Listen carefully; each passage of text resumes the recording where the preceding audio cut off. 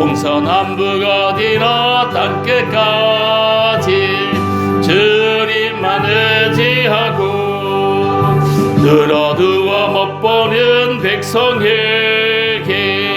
복음의 빛처럼 빛을 사자드리고 복음의 빛처럼 죄로 든 범 밝게 비춰라 빛을 사자드리오. 아멘. 오늘 예배에 나오신 모든 분들을 주 안에서 사랑하고 주 안에서 축복합니다. 항상 예수로 하나님의 말씀으로 성령으로 충만한 삶을 살도록 힘쓰시기를 바랍니다. 그래서 환경을 이기고 질병도 이기고 세상도 이기고 약한 것들도 이겨나가시게 되기를 주님의 이름으로 축복합니다. 하나님은 우리와 함께 하십니다. 우리 육신의 눈에는 하나님이 안 보이시지만 하나님이 이 시간에도 우리와 함께 하십니다. 우리와 함께 하시면서 우리의 예배를 받으시는 겁니다. 하나님이 우리와 함께 하십니다. 이 하나님은 우리를 사랑하시는 분입니다. 하나님이 나와 함께 하신다. 하나님이 나를 사랑하신다는 이 믿음이 필요합니다. 하나님이 나와 함께 하신다. 하나님이 나를 사랑하신다. 느끼지 못하고 살 때가 너무나 많은 것입니다. 하나님이 나와 함께 한다. 하나님이 나를 사랑하고 계시다는 사실을 모르거나 잊어버릴 때 우울하게 되고 인간이 부정적으로 자꾸 바뀌고 불행하게 되고 원망을 하게 되고 갈등하게 되고 불화하게 되는 것입니다. 하나님이 나와 함께 하신다. 하나님이 나를 사랑하신다. 이 확실한 믿음 가지고 살아가시기를 바랍니다. 흔들리지 않는 확실한 믿음, 변함없는 이 믿음, 이게 있어야 되는데 하나님이 나와 함께한다. 하나님이 나를 사랑한다. 전능하신 하나님이 나와 함께한다. 이 믿음이 흔들리지 않고 변함없이 한결같은 그런 성도님들이 되셔야 되는 겁니다. 그런데 본문에 보면 이스라엘 백성들이 나오는데 이스라엘 백성들은 이 하나님이 자신들을 사랑하는 것, 하나님이 자신들과 함께하는 것을 잊어버리고 살 때가 너무나 많았던 거예요. 부모님이 우리와 함께하지만 부모님을 잊어버리고 살 때가 많듯이 이 이스라엘 백성들은 선민이잖아. 하나님의 선택을 받은 사람들인데 믿음의 사람인데도 불구하고 하나님 아버지가 얼마나 자신들을 사랑하고 자신들과 함께하는지를 잊어버리고 살 때가 많았어요. 그래서 이스라엘 백성들은 엉뚱한 말을 많이 하고 살았어요. 엉뚱한 말하고 사는 사람을 뭐라 그러죠? 사오정이라 그러죠. 사오정같이 말하고 사오정같이 사는 사람들이 많았어요. 다시 말하면 동문서답하는 경우가 많았다 하는 것입니다. 왜? 이 관점이 틀리기 때문에, 마음이 틀리기 때문에 그런 거예요. 이 하나님이 자신들과 함께하고 하나님이 나와 함께한다는, 나를 사랑한다는 이걸 잊어버리고 살았기 때문에 그런 거예요. 본문 2절에 보시면 여호와께서 가라사대 내가 너희를 사랑하였노라 하나 너희는 이르기를 주께서 어떻게 우리를 사랑하셨나이까 하는도다. 이렇게 했습니다. 하나님은 이스라엘 백성들을 향해서 내가 너희들을 사랑하였노라, 내가 너희들을 사랑한다, 이렇게 한 거예요. 근데 이스라엘 백성들이 하나님 언제 우리를 사랑했습니까? 이렇게 말한 거예요. 부모가 있잖아요. 내가 너희들을 사랑한다, 항상 너희들을 사랑한다 하지만 자식이 아버지 언제 우리를 사랑했습니까? 혼내키기만 했지요. 이거 똑같은 거예요. 이 하나님이 이스라엘 백성들을 정말 사랑했습니다. 그러나 이스라엘 백성들은 하나님의 사랑을 모르고 잊어버리고 산 거죠. 얼마나 사랑하는지를 모르니까 감사할 줄 모르고 불평하는 거예요. 심지어 막 이스라엘이 배은망당한 우상 숭배를 하게 되고 말과 행동을 하게 되는 겁니다. 우리는 하나님의 사랑을 깨달아야 합니다. 이 부모님께 효도하려면 부모님의 사랑과 부모님의 마음을, 부모님이 나와 함께함을 알아야 이 부모님께도 효도할 수 있는 거예요. 이것처럼 하나님의 사랑을 깨달아 알아야 하나님을 잘 섬길 수가 있는 것입니다. 하나님의 사랑을 깨달으려면 첫째, 하나님의 사랑을 생각해 봐야 됩니다. 하나님의 사랑을 묵상해야 됩니다. 사람은 무엇을 생각하는가? 무엇을 묵상하는가? 무엇을 많이 생각하는가? 꼴똘히 생각하는가, 이거는 엄청난 이 결과를 가져오는 겁니다. 중요한 문제예요. 두 번째, 하나님 사랑을 깨달아 알려면 내가 구원받은 은혜를 깨달아 알아야 돼. 이걸 구속의 은총을 알아야 된다 하는 말입니다. 세 번째는 특별한 섭리를 깨달아야 됩니다. 이 수많은 사람들 중에 내가 예수 믿는 거, 이거 하나님의 특별한 섭리가 있는 거예요. 이 특별한 섭리를 깨달아야 하나님의 사랑을 깨닫는 겁니다. 네 번째는 미래를 생각해 보면 하나님의 사랑을 깨달을 수 있습니다. 다섯 번째, 성령 충만하면 우리가 하나님의 사랑을 깨달을 수가 있게 되는 것입니다. 하나씩 살펴보면, 첫째, 하나님의 사랑을 깨달으려면 하나님의 사랑을 자꾸 생각해 봐야 됩니다. 많이 생각해 봐야 됩니다. 묵상해야 된다. 사람은 생각하는 게 엄청 중요한 거예요. 사람은 이 묵상하는 것이 엄청 중요한 거예요. 무엇을 생각하느냐, 무엇을 묵상하느냐, 이 말입니다. 이스라엘 백성들은 코앞, 눈에 보이는 이것만, 현실만 볼 때 하나님의 사랑을 깨닫지 못했습니다. 현실의 어려움과 현실의 부족들 때문에, 현실에 없는 것들 때문에 하나님이 자신들을 사랑하지 않는다, 이렇게 생각하고 이 하나님 사랑을 깨닫지 못했습니다. 오늘날 또 많은 사람들이 코앞만 보고 살면은 하나님 사랑을 깨닫지 못합니다. 현실의 이 어려운 불경기, 이것만 보고 현실에 없고 모자라고 부족하고 뭐 열악한 것만 보면 하나님의 사랑을 깨닫지 못합니다. 이 현실 코앞만 묵상하면 시험 드는 거예요. 그래서 잘못을 범하게 되는 겁니다. 우리는 좀 더 믿음으로 봐야 됩니다. 이 애굽에서 구원해 주신 하나님을, 바벨론에서 구원해 주신 하나님을 생각해야 되는 겁니다.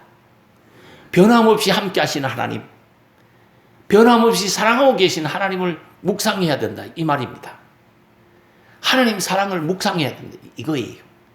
추석을 만나서 부모 형제들을 다 만났잖아요. 이 부모는 있잖아요, 떨어져 있지만 자식을 항상 자식 잘 되기를 위해서 기도하고 축복하고 있는 겁니다. 그러나 자식은 사는데 정신이 없어가지고 현실이 너무 힘들고 어렵다가 보니까 부모님이 자신들을 항상 이 축복하고 막 잘되기를 바라는 마음들을 모르고 있는 거예요. 부모님이 때로는 막 꾸중도 하고 책망도 하잖아요. 근데 그게 왜 합니까? 잘 되라고 하는 거예요. 잘 되라고 하는 건데 그걸 모르고 사는 거예요. 이것처럼 똑같은 거예요. 하나님 사랑을 깨달아 알아야 하나님을 잘 섬길 수가 있는데 하나님 사랑을 못 깨달으니까 하나님을 잘 못 섬기는 거예요. 그래서 하나님을 잘 섬기려면 첫째가 중요한 게 생각이 중요하대요. 하나님 사랑을 자꾸 생각해. 하나님 사랑을 자꾸 묵상해라는 거예요. 현실의 어려움, 상처를 묵상하다가 시험 드는 겁니다. 그러나 하나님 사랑을 생각하면 하나님께 영광 돌리는 사람으로, 축복의 사람으로 변화받는 겁니다. 그럼 우리는 무엇을 많이 묵상하는가? 무엇을 많이 생각하는가? 이게 엄청 중요해요. 하나님이 나와 함께 하신다. 하나님이 나를 사랑하신다. 이런 것들을 좀 깊이 생각해 봐야 된다. 이 하나님 사랑을 알려면 두 번째, 구원받은 은혜를 생각해야 됩니다. 구속의 은총을 생각해 봐야 됩니다. 2절 중에 보시면 나 여호와가 말하노라 에서는 야곱의 형이 아니냐 그러나 내가 야곱은 사랑하였고 에서는 미워하였으며 했습니다.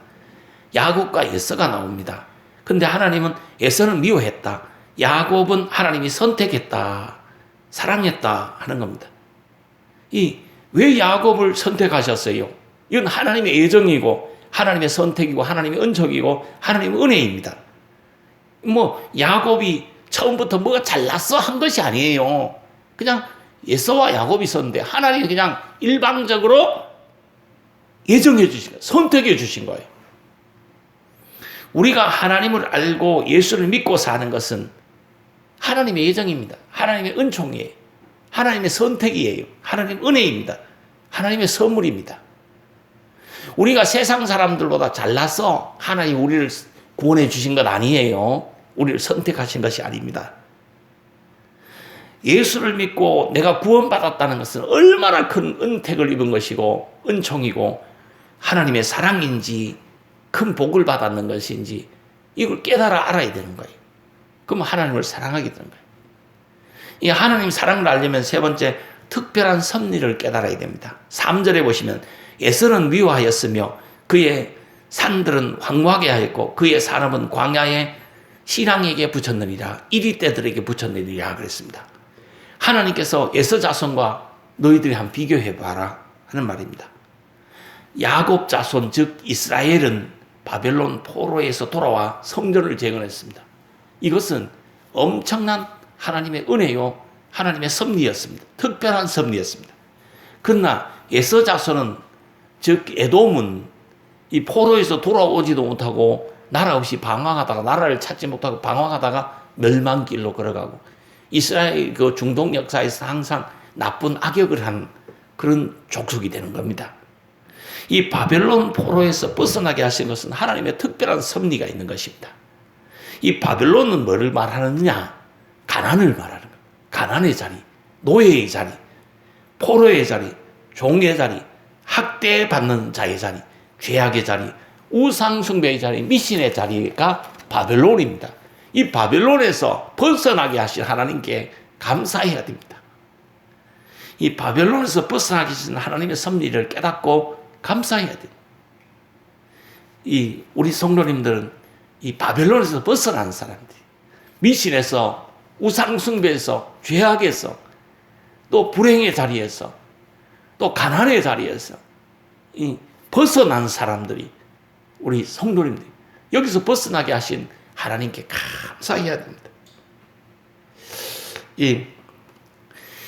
아직 바벨론에 살고 계십니까? 하나님을 의지하고 더 믿음으로 살아야 되는 겁니다. 그래서 하루속히 바벨론에서 벗어나시기를 바랍니다. 이 바벨론에서 벗어났다고 하면 벗어나게 하신 하나님의 섭리를 깨달으시게 되길 바랍니다. 죄악의 자리에서 벗어나게 하신 하나님께 감사해요. 우상의 숭배 자리, 미신 숭배 자리에서 벗어나게 하신 하나님께 감사해야 돼요. 갈등과 불화와 두려움과 가난의 자리에서 벗어나게 하신 하나님께 감사해야 돼요.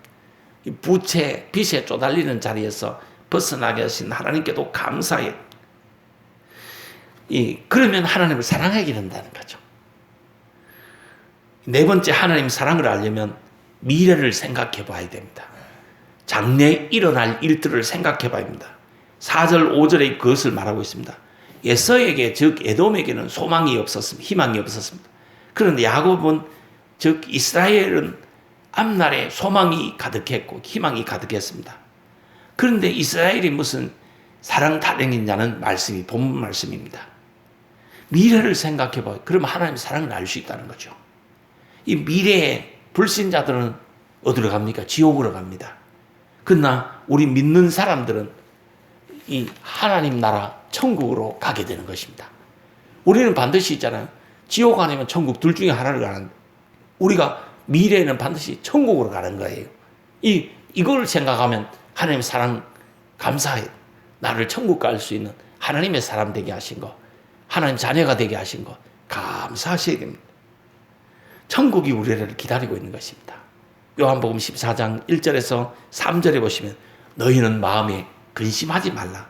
하나님을 믿으니 또 나를 믿으라. 내 아버지 집에 거할 곳이 많도다. 그렇지 않으면 너희에게 일렀으리라. 내가 너희를 위하여 처소를 예비하러 가노니 가서 너희를 위하여 처소를 예비하면 내가 다시 와서 너희를 내게로 영접하여 나 있는 곳에 너희도 있게 하리라 그랬습니다. 이 천국을 예비해 두신 하나님의 사랑을 알아야 하나님을 사랑하게 되는 것입니다. 하나님의 은혜가 얼마나 큰지, 하나님 나를 얼마나 사랑하는지, 내가 언제 죽더라도 천국으로 나가 갈 수 있다는 거죠. 그러면 하나님 사랑이에요. 그게 내 공로가 내가 잘나서 된 것이 아니라 하나님의 사랑으로 그게 되었다 이 말입니다. 우리가 성령 충만하면 하나님의 사랑을 느끼게 됩니다. 하나님의 사랑을 의심하지 마십시오. 하나님이 나와 함께 하신다. 이거 의심하지 마십시오. 의심치 말고 살아야 됩니다. 의심을 이겨내야 됩니다. 믿음으로 의심을 이겨내야 됩니다. 인간이 현실의 이 어려움에 발딛고 살다 보니까 하나님이 나와 함께 하시고 하나님이 나를 사랑하시는 거 이걸 잊어버리고 살 때가 너무 많은 거예요. 하나님이 계시다면 내가 왜 이렇게 어려울까? 내가 왜 이렇게 가난할까? 내가 왜 이렇게 아플까? 하나님은 나를 안 사랑하나 봐. 하나님은 나와 함께 하지 않는가 봐. 이렇게 생각할 때가 많은 거예요. 왜? 이스라엘 백성들도 그랬다는 말이죠. 이 모든 인간이 그렇다. 그러나 우리 예수 믿는 사람들은, 믿음 좋은 사람들은 항상 어떤 믿음이다. 하나님이 나를 사랑하시고 하나님이 나와 함께 하신다. 이 믿음만큼은 확실해야 됩니다. 전능하신 하나님 아버지가 나와 함께 하시고 나를 사랑하고 계신다. 이 믿음이 항상 있어야 되는 거예요. 아버지가 때로는 엄하게 막 혼내키기도 하지만 아버지는 나를 사랑하시고 아버지는 나를 축복하시고 아버지는 나를 도와주신다. 내가 어려울 때, 내가 성공했거나 내가 실패했을 때 찾아갈 수 있는 곳은 아버지 집밖에 없다. 아버지밖에 없다. 이걸 알아야 되는 거예요. 그러면 아버지에게 효도하는 거예요. 부모에게 효도하는 거예요. 이것처럼 하나님이 나와 함께 하신다. 하나님이 나를 사랑하신다. 이 전능하신 하나님이 나와 함께 하신다. 이 믿음이 흔들리면 안 되는 거예요. 이 믿음의 사람들 되기를 바랍니다. 하나님의 사랑은 무조건적인 사랑이에요. 이 절대적인 사랑이에요. 불변의 사랑이에요.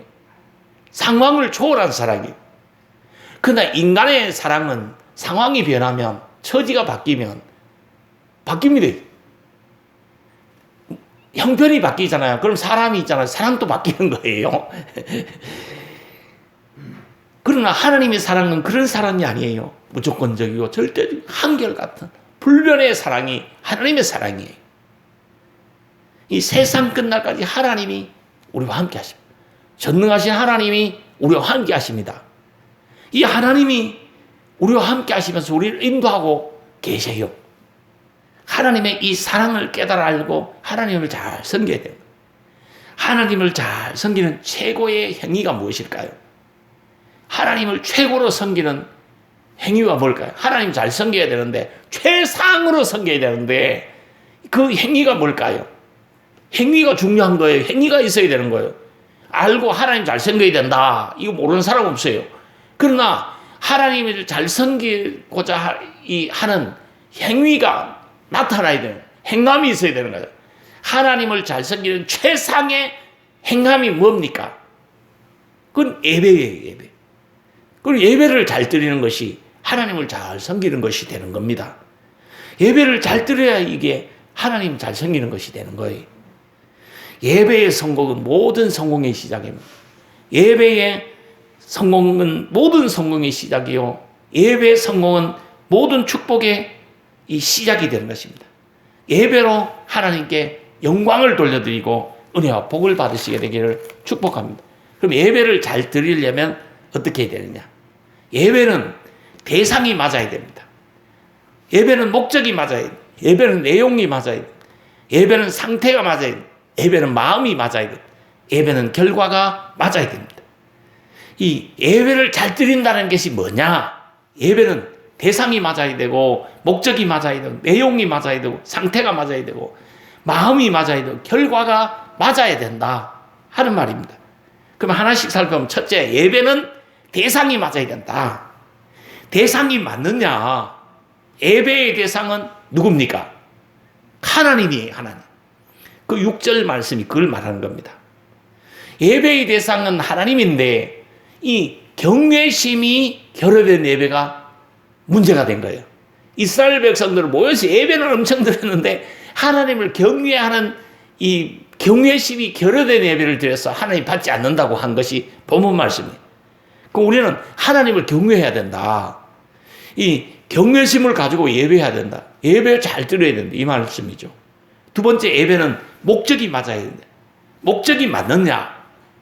그 이스라엘 백성들은 그 목적이 틀렸던 거예요. 7절에 그게 나오는 거예요. 예배는 하나님을 위하여 있는 것입니다. 예배는 하나님께 드리는 것이에요. 하나님 영광을 위해서 드리는 겁니다. 하나님께 최고의 예배를 드려야 되는 것입니다. 이 인간이 남에게 무엇을 줄 때도 최상의 것을 줘야 됩니다. 그래야 칭찬받습니다. 뭐 썩은 거, 병든 거, 가라다란 거, 깨진 거 이런 거 좀 주고도 욕먹습니다. 우리 집안에 보면 그 위에 형수님 중에 한 분이 항상 우리 줄 때 보면 가느다란 거, 게다가 깨진 거, 흠다리 파낸 거, 이런 걸 한 것씩 주는 거예요. 그러니까 처음에는 우리가 몇 번 받다가 뭐 준다 하면 절대 안 받는 겁니다. 놔두세요. 그냥 우리 집에도 많습니다. 놔두세요. 우리 집 사람이 이 형수들인데 뭘 주문하는 거 보면 우리 집에는 항상 최고를 주세요. 제일 좋은 거, 극상품을 주세요. 이렇게 합니다. 왜 그러냐, 시골에 가면은 시골의 그 형수들이나 위에 형수들은 그렇지 않거든. 최상품 팔거든. 돈을 살라 그러는 거예요. 그리고 깨진 거, 썩은 거, 파낸 것이 가느다란 거, 이런 거는 자기들이 먹거든. 그걸 주려 하는 거예요, 그거를. 그럼 우리는 그거 안 받아옵니다. 오래됐어요. 그리고 항상 주문할 때, 우리 경북 청성에 있는 형수인데도 우리 집에 줄 때는 최상을 주세요. 최상품을 주세요. 안 그러면 우리 안 먹습니다. 이렇게 합니다. 원래 제가 우리 성도님들에게 사과를 나눠주지 않았어요. 뭐 사과를 농사가 잘 됐을 때는 한 포대기씩 나눠주기도 하고 그랬는데 원래는 사과를 안 나눠주지 않았어요. 왜 그러냐? 사과 상품이 전부 다 보니까 이게 남 주고도 욕먹을 것 같은 거야. 작아. 그리고 또 흠이 많아. 태풍 불고 뭐 이래가. 그것도 맛이 작년만 못해. 그 우리 집 사람이 맛이 왜 이 모양입니까? 우리 집에 줄 때는 최상품을 주세요. 형수인데 그렇게 주문을 했어요. 인간에게 줄 때도 최상품을 드려야 되는 거예요. 그러면 칭찬을 받게 되는 거예요. 그럼 잘못 있잖아요. 병든 거, 썩은 거, 흠 있는 거, 가느다란 거, 먹도 못하는 거, 그런 거 주면 먹다 남은 거, 막 찌꺼기 이런 거, 막 떡을 해가도 그냥 따뜻할 때 줘야 되는데 그걸 막 2주, 3주, 한 달씩 그냥 냉장고에 처박아 놨던 거 주면 죽어도 욕을 바가지로 먹습니다. 속으로 다 욕합니다. 그런데 하물며 하나님께 우리가 예배를 드리는데 최고로 드려야지, 최상으로 드려야지. 그래 하나님이 받으시는 거예요. 그 하나님의 은혜와 복을 받는 그것이 예배인데 하나님이 은혜를 주시고 복을 내려주시도록 우리 마음의 우리 마음의 정말 최고의 시간을 하나님께 드려야 되는 겁니다. 내 인생에서 가장 행복한 시간이 언제냐? 예배 시간이 되어야 되는 거예요. 그래야 하나님이 받으신 겁니다. 그런데 이 예배는 인간을 위해서 드리는 것이 아니라 하나님을 위해서 드리는 게 예배입니다. 우리가 은혜 받고 복을 받는 거 예배 시간에 받습니다. 좋습니다. 하나님 말씀 듣고 은혜 받는 거 좋습니다. 받아야 됩니다. 그런데 이걸 목적으로 예배 드리는 것이 아닙니다. 우리가 책망을 듣고 훈계를 받고 우리가 막 이 잘못을 지적받더라도 이 하나님을 위해서 드려야 됩니다. 내가 예배를 왜 참석합니까? 하나님을 위해서 내가 예배 참석하는 거예요. 나 자신을 위해서 예배 참석 안 합니다. 하나님을 위해서 예배에 참석하셔야 됩니다. 이거 엄청 중요한 거예요. 예배의 목적은 뭐냐? 내 자신이 아니라 하나님입니다. 하나님. 인간이 아니라 하나님을 위해서 드려지는 예배 되어야 되는 거예요. 그게 맞아야 예배를 잘 드리는 거예요. 아니면 예배를 잘못 드리는 거예요. 전부 다. 세 번째, 예배는 내용이 맞아야 됩니다. 내용이 엄청 중요한 겁니다. 이스라엘 백성들의 마음이 결여돼 버린 거야. 예배의 내용이. 마음이 빠져버린 거야. 몸만 예배 드린 거야. 마음이 결여된 예배. 이게 엄청 이스라엘 백성들 지적을 받은 거예요. 8절, 9절이 그걸 말하고 있는 거예요. 너희들이 마음이 결여된 예배를 드리기 때문에 너희들이 많은 예배 드려도 내가 안 받는다. 은혜 안 준다. 복을 안 내려준다. 이렇게 말한 거예요. 근데 마음은 어떤 마음이냐? 이 예배를 기쁜 마음으로, 즐거운 마음으로, 마음 중심으로, 진정의 마음으로 하나님을 위하는 진정의 마음으로 예배를 드려야 된다. 힘과 정성 다하여, 마음 다하여 예배를 드려야 된다. 그런 거죠. 그래서 저기 서부초들 예배의 목숨을 걸어라. 여기 서부초든 거예요. 여기 서부초졌잖아요. 예배의 목숨을 걸어라. 서부초든 거예요. 이 기쁜 마음으로 예배를 드려라. 이 즐거움으로 예배를 드려라. 세상에서 가장 값지고 행복하고 귀중한 시간, 가장 내가 행복을 느끼는 시간이 예배 시간이에요. 내가 예배 드리는 게 너무 행복해, 너무 기뻐, 너무 즐거워. 그렇게 예배를 드려야 해요.